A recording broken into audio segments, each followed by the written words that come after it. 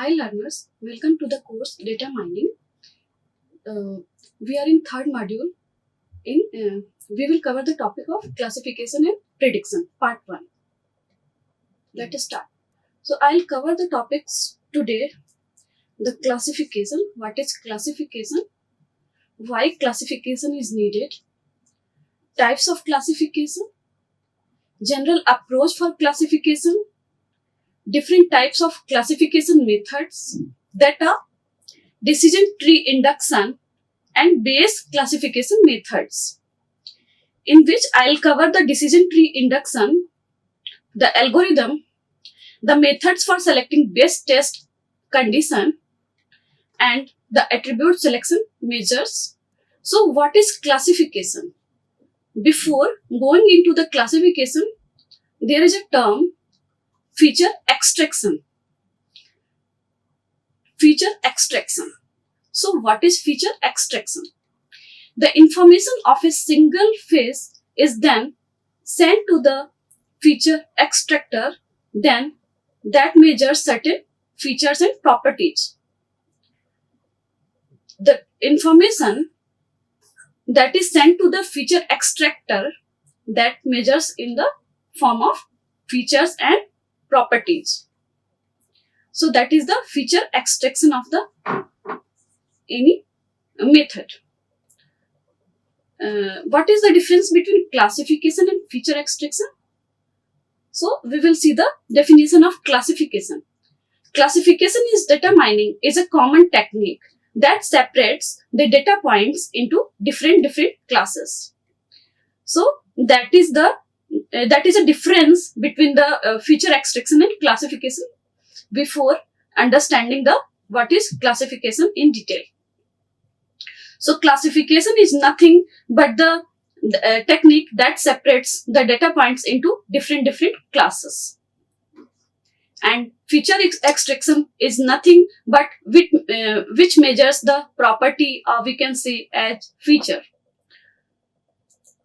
So classification is a form of data analysis that extracts models describing important data classes. Important data classes. Such models that is called as classifier. Classifier. So that classifier predict categorical, which is discrete and continuous and unordered class labels.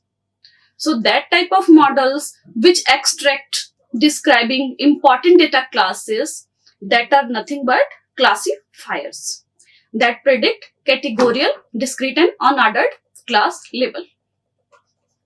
So in that each record contains a set of attributes. One of attribute is the class. So each that contains a set of attribute. Set of attribute. Record contains set of attribute, and one of the attribute is called as class. One of the attribute is called as class. So for example, if we will take an example of that, we can build a classification model to categorize bank loan application. So there is application, bank loan application, as either it is safe or either it is risky. So such analysis can help provide us with a better understanding of the data at large. Right? So this will give us the understanding of the data at large. So many of the classification methods have been proposed by researchers in machine learning, pattern recognition and statistics. So what are the types of classification? There are many techniques of classification. Primarily, we can divide into the classification algorithm into two of the categories. First category is generative or predictive. Second is discriminative. So what is generative? Generative. So a generative classification algorithm models the distribution of individual classes. Individual classes.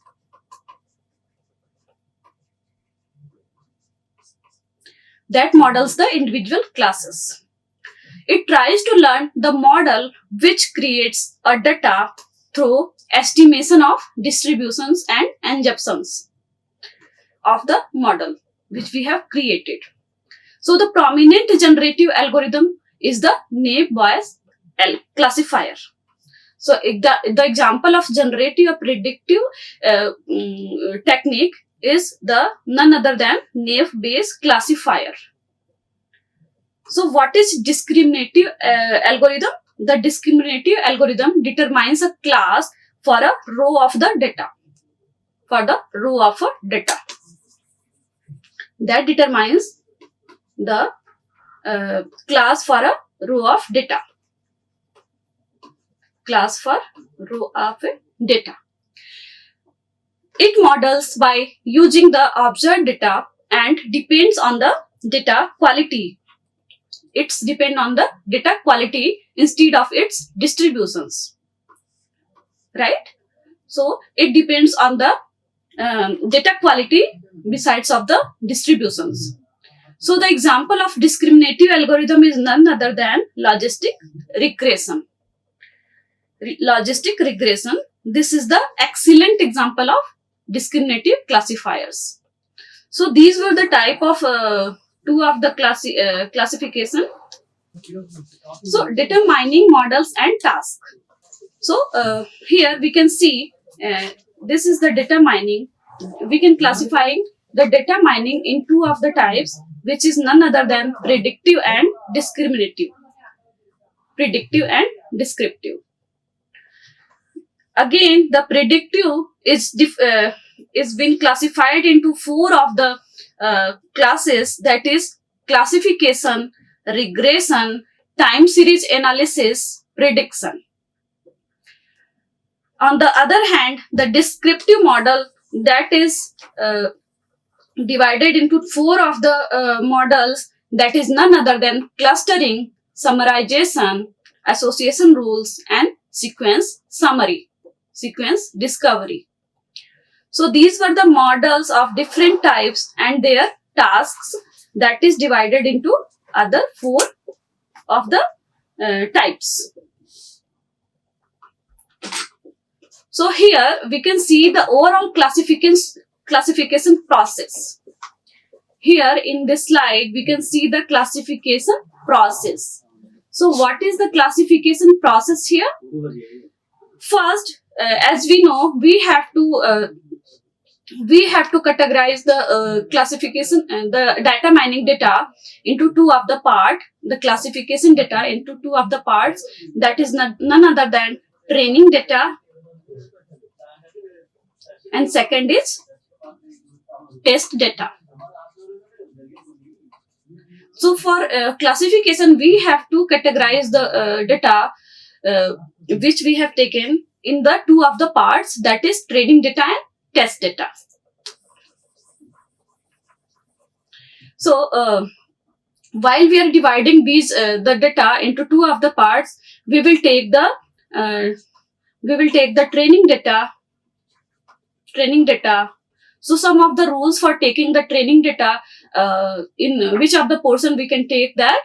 The good is only between, we have to take it as a 70%, and the rest of the test data we will take as a 30%.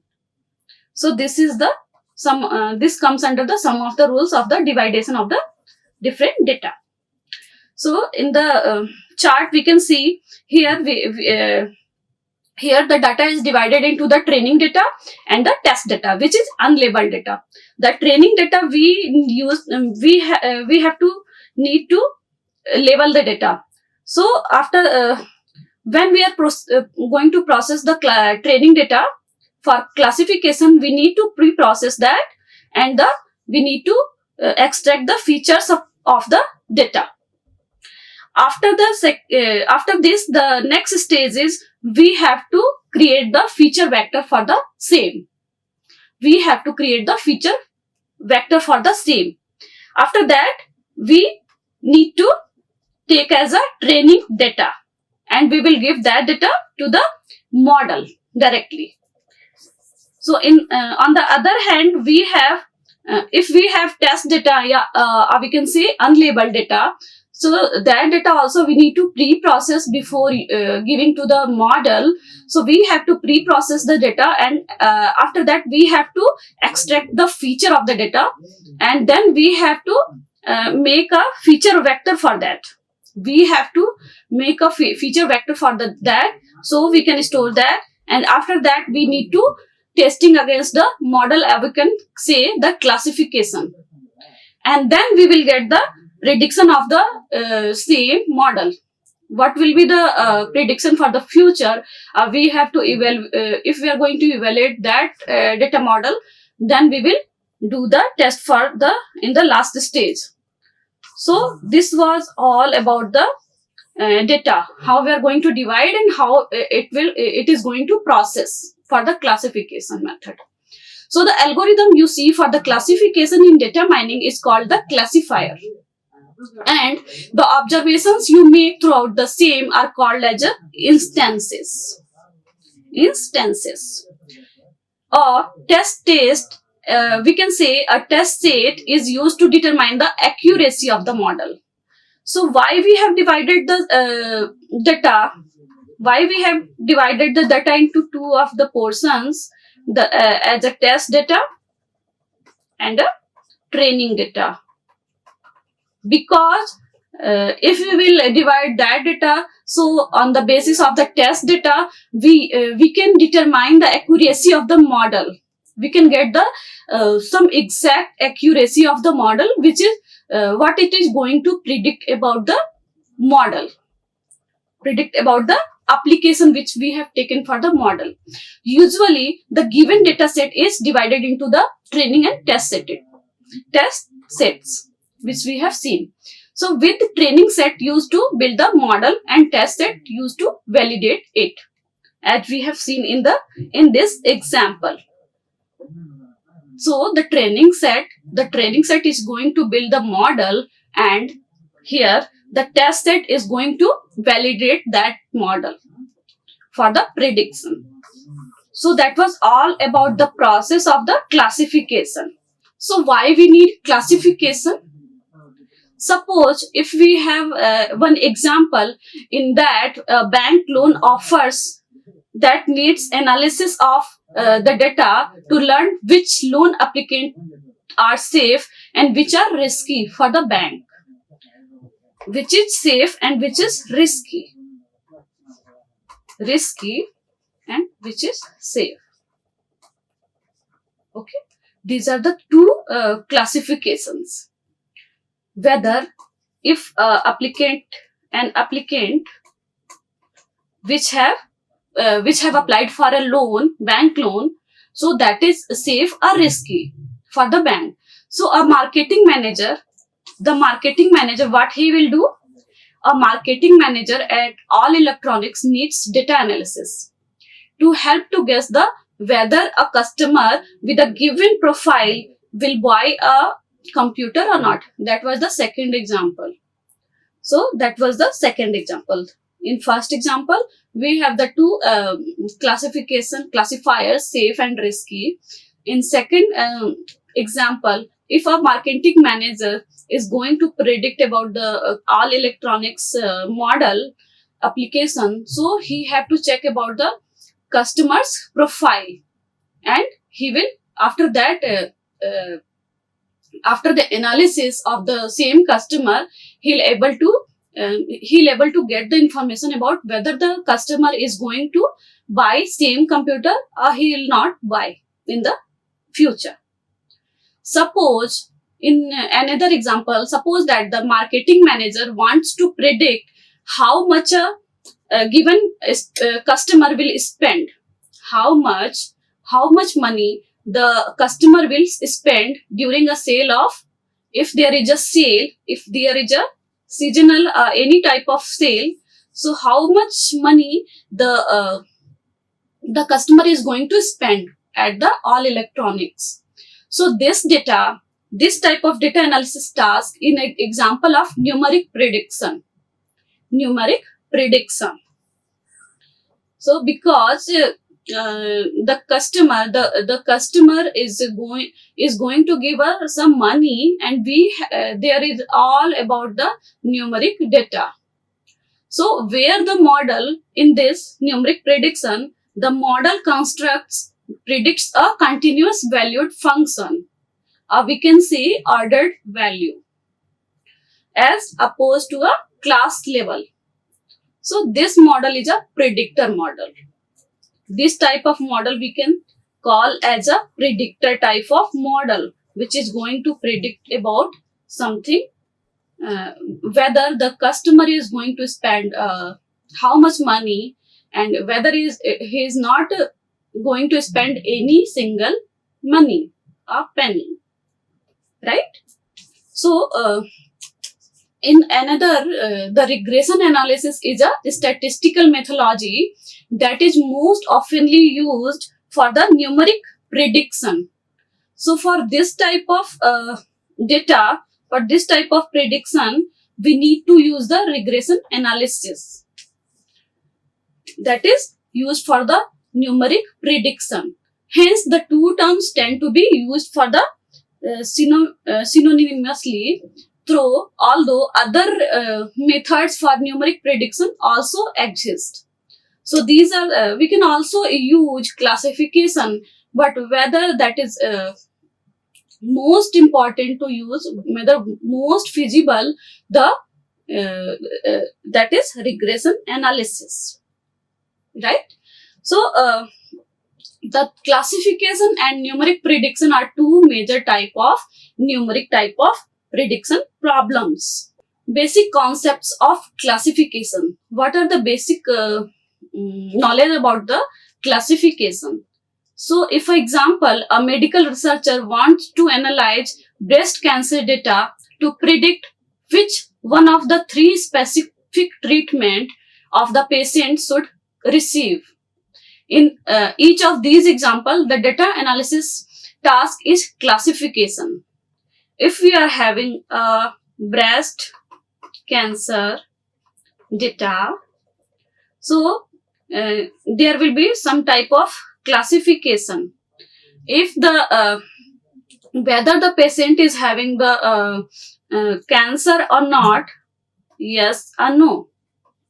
Whether if he or she is having the breast cancer, then that also will be divided into the some of the classes that are, if she is having the cancer, so it will be either benign, either malignant.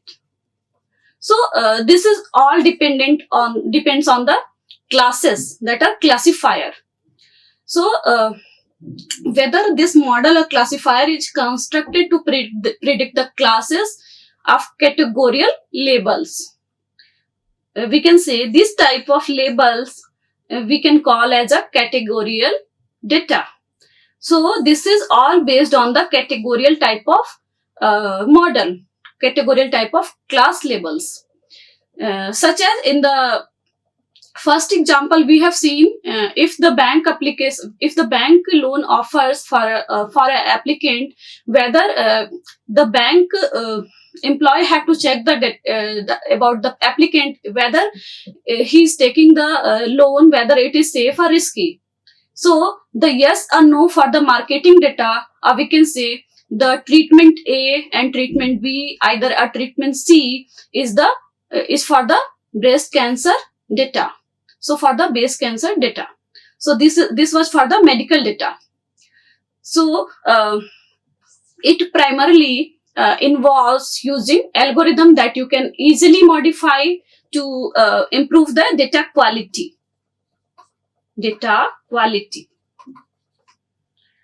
So these are the algorithm that is easily we can easily modify, and then that also depends on the better data quality. So this is a big reason why supervised learning, that is called as a supervised learning, so it is particularly common with the classification in techniques in data mining. Data classification is a two-step process. First step is a learning step, and second stage is the classification stage. In the learning stage, the classification model is being created, is being constructed, and in the classification step, whether the model is used to predict class labels to given data, for the given data. So this is the two step of the data classification, while we need to predict about the application or model. So in the first step, a classifier is built describing a predetermined set of data classes or concepts. This is a learning step. In the learning step, a training phase. Some of the people call it is a learning phase, and some of the people call as we have seen in the earlier examples, that is none other than training set, a training step. So where a classification algorithm builds the classifier by classifying, analyzing, learning from a training set that made up of the database tuples and their associated class labels. That we have seen some of the examples, that is depends on that is none other than categorical type of data. So we have to create some of the labels. So whether we are having the labels, then only we can going to analyze that type of label for the classifier. So each of the tuple, we can say the sample, is assumed to belong from a predefined class as determined by the class label attribute. In the second step, the model is used for the classification. Second step is none other than, in this, the model is going for the classification, we can say the test process, whether it is also called as a test process. So in that step, first the predictive accuracy of the classifier is estimated, and if we were to use the training set to measure the classifier's accuracy, this estimate would likely to be optimistic, because the classifier that is tends to overfit for the data, that can also overfit for the data. So we have to estimate the optimistic value for that. So this is the second step for the classification. So here the accuracy rate is the percentage of test set samples that are correctly classified by the models. At the last, we have to measure the accuracy rate of the model.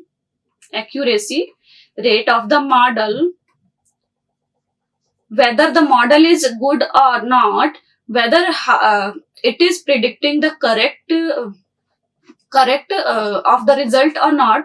So that there is a accuracy, we will get the accuracy rate to measure that, and that is none other than the percentage of the test set samples. As the first step is learning step and the second step is classification step. In the learning step, here we can see in the graph or example, in the figure, here we are having the training data of the name, which is having the columns name, rank, years and tenure. So these are having some of the records also, 6 of the records, for example. And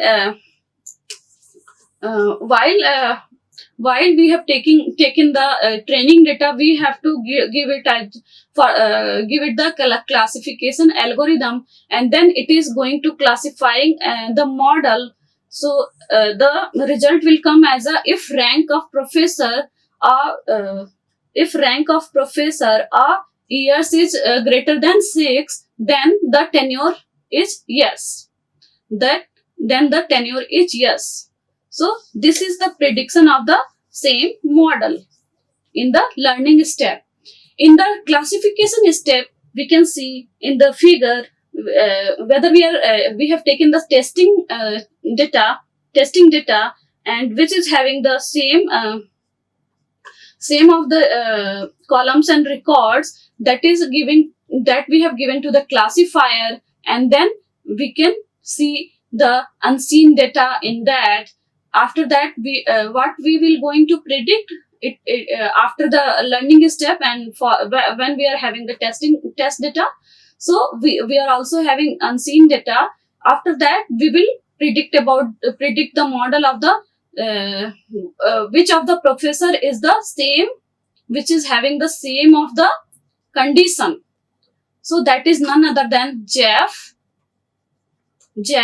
professor with whose designation is professor, and he is worked for the 4 years, and he is tenured as a yes, he is tenured. So as a at the classification step, we have found the Jeff is the professor who have the 4 year experience, and he is tenured, as the classification has given the yes. So from the test step, we will get the this prediction from the model, for the above model, for the above example. So we will take an example of classification here also. Here we are having the table which is having the column TID, refund, marital status, taxable income, and cheat sheet, and some of the 10 records. So the refund is the categorical value. The marital status is also the categorical value. The taxable income is comes under the continuous. It is having the continuous type of values. So and in the last of the column, we are having the classes, which is divided into yes and either no. So this is the table. This is about table. Here we will give this type of table to the as a training set, and we will apply some of the algorithm of classification, some of the algorithm of classification algorithm, and then the model has been created. And either we are also divided the data into the test set, which is having the column refund, marital status, taxable income, and cheat. So by this type, in the refund, we can check either it is yes and no. In the marital status, the data is either single, married, and divorced, and the taxable income is all about the continuous type of data. And the cheat sheet, we need to predict about the cheat sheet.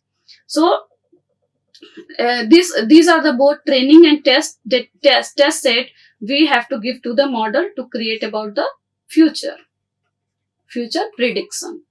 So this is the another example of the classification for to get the prediction about the same model, same application. So some of the applications of classifications are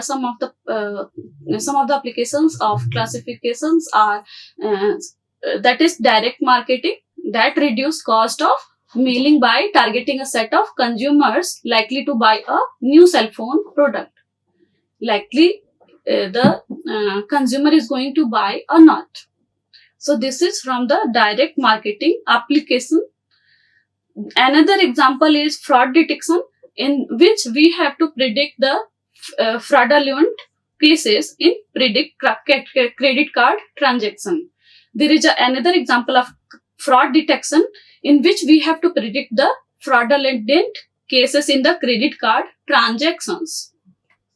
So this is the outcome of this model, this application.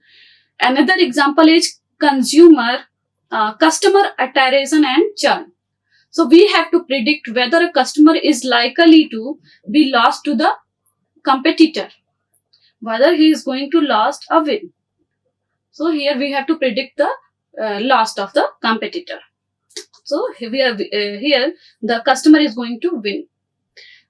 In the another example of sky survey cataloging, in which we have to predict the class. Here we have two classes, star and galaxy, of the sky object, which are especially visually faint ones based on the telescopic survey images that we will get from the Palomar Observatory. So these are the some image data in which we have to predict the classes, if it is a star or galaxy of sky objects. So these were the some real-time examples of classifications in which we have to predict about the categorical class labels. Second method is decision tree induction. So what is decision tree? We will get into the detail. So the decision tree induction is the learning of decision tree from class labeled training tuples. Class labeled training tuples. A decision tree, a flow chart like tree structure where each of the internal node, non-leaf node, denotes a test on a attribute. Each branch represents an outcome of the test, and each of the leaf node, which is none other than terminal node, holds at a class level. So the topmost node in the tree is the root tree. If we are having example of that, so if we are having some we can say we have taken the example of medical data, whether if we are having the best cancer data, so here we will have the classes of that. Either it is malignant and none other malignant, and which is one another was as malignant and another was, okay, let's see. Yes, that was none other than benign. So if you're having the two categorical type of class labels, so we have to predict either the if it is having the malignant, that comes as the person is having the cancer. If he is having the malignant cancer type tissues, so he is having the cancer. Yes, he is having the cancer. If he is having the benign type of tissues, so he or she is having he is not having the cancer type of tissue. So here that the malignant is divided and in the yes and no. So malignant will be the root node in the decision tree, and these of the two will be the leaf node, that is none other than terminal node. So this was the structure of a decision tree. So the internal nodes were denoted by rectangles. That will be denoted by rectangles, and the leaf nodes will be denoted by the ovals. That is none other than ovals. So this is the graphical representation of the same tree. The decision tree can handle multi-dimensional data. So if we are having the multi-dimensional type of data, so the decision tree also handles that type of data. Their representation of acquired knowledge in tree form is intuitive and generally easy to assimilate by humans. The learning and the classification step of decision tree induction are simple and the fastest. So whether we have used another example as a classification, and we are also having the decision tree. So using the decision tree is the most fastest and the simple as a representative in the representative side. So that is very, very simple. So how are decision tree used for classification? How we are going to use this decision tree as for classification? So given a tuple X for which the associated class level is unknown, the attribute values of the tuple are tested against the decision tree. That will be tested for the decision tree. A path is traced for the root to a leaf node. From the root, if having some decision tree, root to the node, each of the step will be traced, which holds the class prediction for the tuple. So in this way we can predict about the predict about the model, predict about the classifier. So decision tree can easily be converted to a classification rules. That can also be easily converted to the classification rules. So why a decision tree classifier are so popular instead of others method? So why the decision tree is more popular?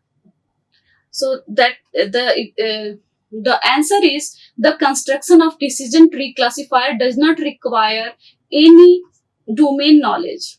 Any domain knowledge, or we can say parameter setting, and therefore is appropriate for exploratory knowledge discovery. That is also better for exploratory knowledge discovery. So that's why it is so popular. Decision tree algorithm. Decision tree induction algorithm have been used for classification in many of the application area such as medicine, manufacturing, production, financial analysis, astronomy, and molecular biology. These are the some of the example for that we can use the decision tree. Decision tree are the basis of several commercial rule induction systems. During the tree construction, attribute selection measure are used to select the attribute that best partitions the tuple into the distinct classes. Tuples into the distinct classes. Right? So while we have to measure the attribute also. So for that attribute selection measure, we have to best partition the tuple into the distinct classes.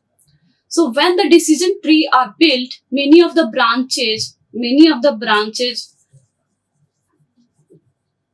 in the example we have seen, there were the sub branches. So the branches may reflect noise, or we can say outliers for the training data. So there is a chance the outliers, we can say the noise can occur. So for to remove that type of noise and outliers, there is a method called pruning. In decision tree, we call as a tree pruning. So tree pruning attempts to identify and remove that such type of branches with the goal of improving the accuracy of unseen data. The accuracy of unseen data. So if we are having the some data, some type of data, we have to classify is as either it is a training data and that is a test data. Test data is none other than this is the known data we are having, and while we are giving the test data which have the some missing class labels. So for the prediction of the model that is having some of the unknown data, for that we have to predict from the classifier. So on the basis of that attribute selection, the tree, if we are having the outliers and we can say the noise, we have the tree pruning method that attempts to remove and identify the that type of branches, and with the goal of improving the classification accuracy of the model on the unseen type of data, unknown type of data. That is none other than test data. So what is the history of decision tree?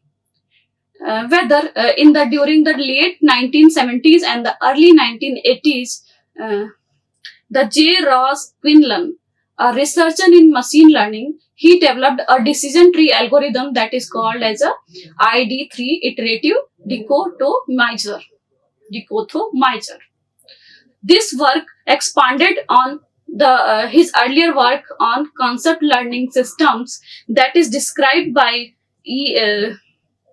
a bunch of people that are none other than E.B. Hunt, J. Marin, and P.T. Stone. Quinlan later presented the C4.5, which is a successor of ID3. The same model, ID3, after the improving some of the things, some of the processes, the three of the members, they have presented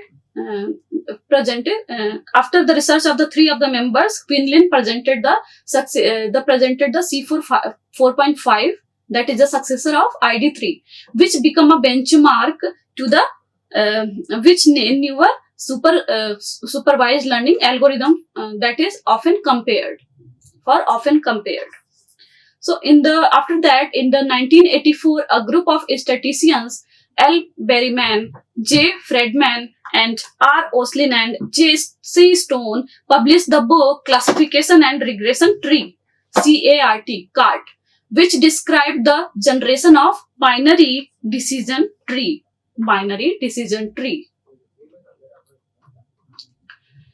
Decision tree algorithm. The algorithm is to generate the decision tree from the training tuples of the data partition D. The input, we have to give the data partition D, which is a set of training tuples and their associated class labels. The attribute list, the set of candidate attributes. The attribute selection method, a procedure to determine the splitting criteria, the best partition the data tuples into the individual classes.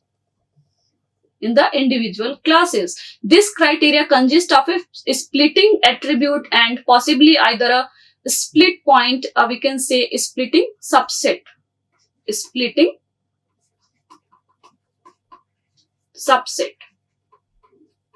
So we usually call it as a splitting subset.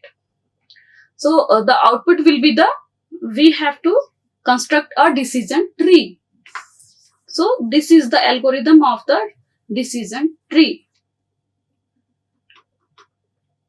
The method we will use, the first step is we have to create a node. If tuples in D are all of the same class C, then we need to return N as a leaf node labeled with the class C.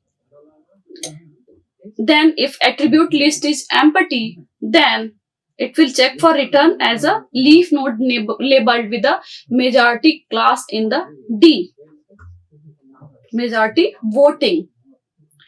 Then apply attribute selection method on the D and attribute list to find the best splitting criteria. The next step is to label node N with splitting criteria. And then if splitting attribute is discrete valued and multi-vage splits allowed, then that is non-restricted for the binary tree. Then the attribute list splitting subset. Then the splitting attribute will be splitting. Then for each outcome J of splitting criteria, which partitions the tuple and grow subtrees of each partition. In the next step, let Dj of be the set of data tuples in the D that is satisfying the outcome, that will be the partition. After that, if Dj is empty, then it will attach a leaf labeled with the majority class in D to node of N. Then if it is not empty, then attach the node returned by the generate decision Dj with a combination of attribute list to the node n, and then it will return the n node. So that was the decision tree algorithm method. Let's get into the methods for selecting best test condition. Decision tree induction algorithm must provide a method for expressing an attribute test condition and its corresponding outcome for different type of attributes. So here first attribute is binary attribute. The test condition for binary attribute generates two potential outcome. For example, if the attribute is body temperature, then it will be the warm blooded and cold blooded. These are the two outcome. Either it will be the warm blooded and either it will be the cold blooded. So this is having the two attributes, two outcomes, that is having 0 or 1. Nominal attributes. These attributes can have many values. These can be represented in two ways. For the first example, if the marital status is single, divorced and married, that is the multi-way split. In the another example, a method for selecting best test condition, we can split it as a marital status in the either it is married, and the second either it is single or divorced in the one label. Or we can split this attribute as a either the person is single, a person is married or divorced. So that is the second partition splitting of the same attribute. On the another split, if we are going to split it as either it is a single married in one class and divorced in the second class. So these are the some splitting methods for the nominal attributes. That is also called as a binary split by grouping attribute value. Ordinal attributes. These can produce binary or multi-way splits. These values can be grouped as long as by the grouping does not violate the other property of attribute labels, attribute value. So, for example, if you are having the sort size, that is small and medium and large and extra large. So, one of the selection can be the sort size have been two classes, that is small medium in a one class and large extra large in the second class. So this is the best selecting condition of the sort size. Either we can have the sort size into the small, and on the other hand medium or large and extra large in the another label, right? In the another example, we can split it as a best case if either the sort size is small or large in a one class and the medium and extra large in the another class. So these were the examples of ordinal attribute to select the best test for the some of the conditions. These are the some basic steps for the attribute selection. So an attribute selection measure is a heuristic for selecting the splitting criteria, the best that separates a given data partition D of class level training tuples into the individual classes. If we were split D into the smaller partitions according to the outcome of the splitting criteria, ideally each partition would be pure. That is, all the tuples that fall into a given partition would belong to the same class. So if that belongs to the partition belongs to the same class, that will be the pure. Conceptually, the best splitting criteria is one that most closely results in such a scenario. attribute selection measures are also known as the splitting rules. Either we can say the attribute selection measure, and the another name is splitting rules, because they determine how the tuple at a given node are to be split. In the another measure, we can choose the Gini index for the tree. The attribute selection measure provides a ranking for each of the attribute that describing the given training tuple.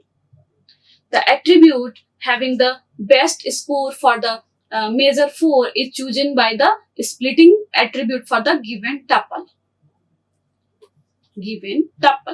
If the splitting attribute is continuous value, if it is having the continuous value, or if we are restricted to the binary tree, then respectively either a split point or a splitting subset must also be determined as a part of the splitting criteria. The tree node created for the partition D is labeled with the splitting criteria. Branches are grown for the each outcome for the criteria, and the tuples are partitioned accordingly. That will be also partitioned as accordingly as the outcome of the criteria is splitting. So there are three popular attribute selection measures, that are information gain ratio, and Gini index. Information gain ratio, and the Gini index.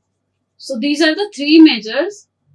We will get into the brief. So for the today's class, we have completed our classifications and some of the decision tree measures and properties. So for the next class, we will cover the rest of the classification methods. Thank you for watching. Like, share and subscribe. Hit the bell icon for more updates.